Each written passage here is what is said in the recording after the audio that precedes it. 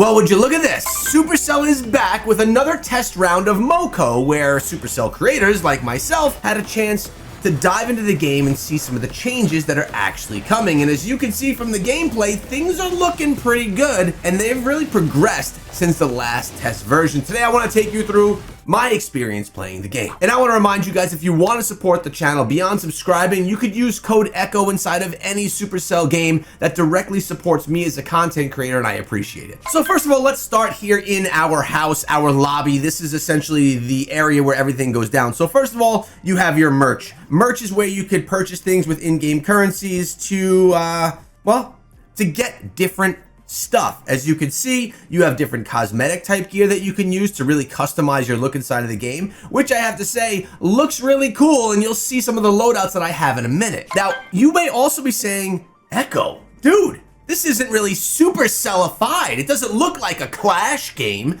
And well, you would be right. This is like a cyberpunky style game, brand new IP, and nothing that actually relates to Clash of Clans or Clash Royale or Brawl Stars. These are all new characters in a whole new universe, which I think has its positives, and I think it has its negatives. Positives are, we got a brand new IP. Supercell puts out great mobile games, and we know that this one's gonna be good because, well, I've tested it. I know it's going to be good. In addition to that though, the negative is, it's not gonna draw in the Clash crowd, the people that want to play it because it's a Clash game. For those players, well, they're probably more hyped about Project Rise. And if you're interested in Project Rise, I actually put out a video interviewing the Supercell team on that game right here, another action RPG, tower style, roguelike, but in the Clash universe. But back to Moco, I digress. I'm sorry. So we see what's in there for merch, but what about our gear? How do you build out your character inside of the game?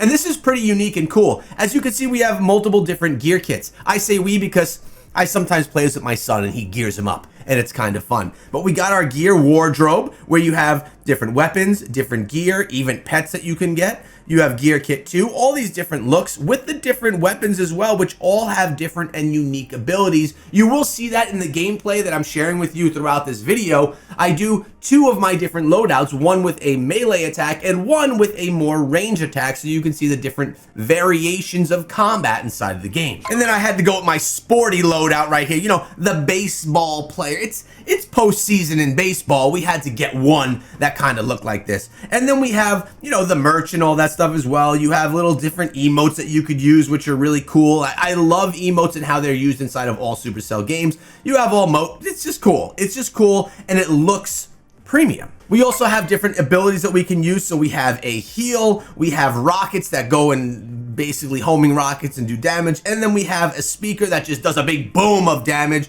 your primary weapon, of course, and then you have all of these as well, which can also impact, well, modules impact how you play. They impact how you fight. So in a nutshell here, I really like the simplicity of how you could gear up your heroes, but also how good and easy everything is. It's just a nice HUD that's easy to manage. And you even have, you know, different pets.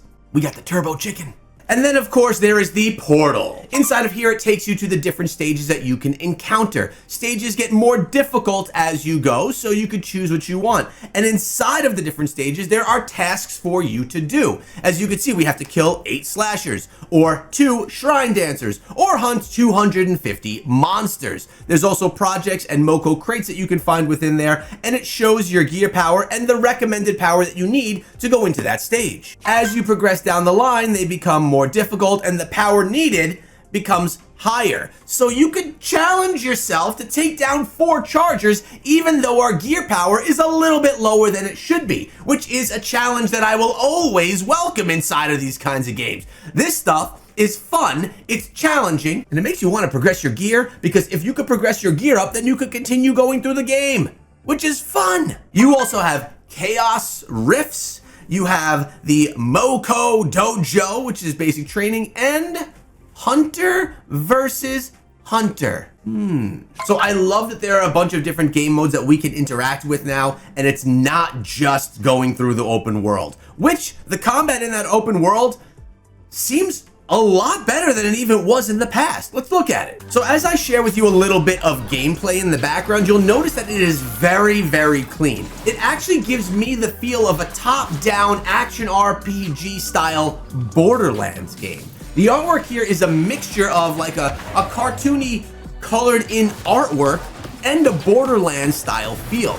I absolutely love it, and I also love a lot of the damage numbers and all of the abilities that you'll see popping up on the screen as you're doing it. Some people, when they play these types of games, they're like, I don't like the spammy look of all the damage numbers flying around. I quite like it. It actually gives me a very comic book feel, and it makes me feel like I'm just immersed in the battle itself.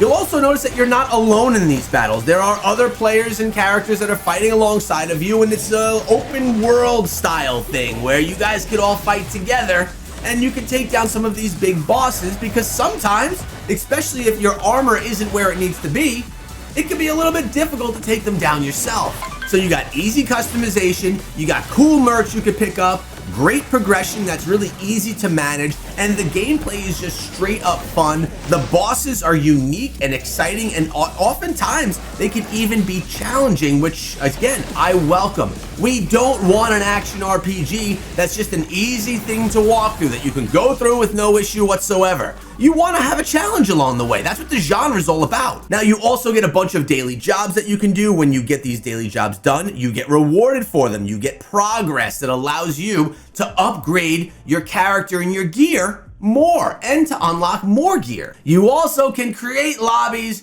and join lobbies with a code similar to the way we see it in Brawl Stars that allows us to play with others, and that is the winner right there. That is what this is all about. That's why we want to play these types of games. Now, of course, you can play single player if you want to. You can just run around the world solo. There's a time and a place for that. But there's also a time and a place. Friday nights, 10 p.m. It's game night, and we're diving in with our friends, and we're gonna crush it in Moco one day.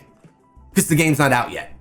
But I'm telling you, that's coming. So I think, and my feeling is that the game is being progressed so much, even implementing player lobbies where you can get in and play together, that I do believe there is a very good chance that Moco will go to market. Now, no, I have no inside information. Supercell did not tell me that. I just get the feeling that Moco is going to be a success. And I think that Moco will be an playable action RPG in beta first in probably specific regions, and then I think it will make it globally, because this is going to be the first action RPG ever put out by Supercell Games, and they seem to be putting a lot of time, effort, and a lot of creativity into the game, creating a whole brand new IP. And I'm telling you, check out the shirt. I'm the action RPG guy.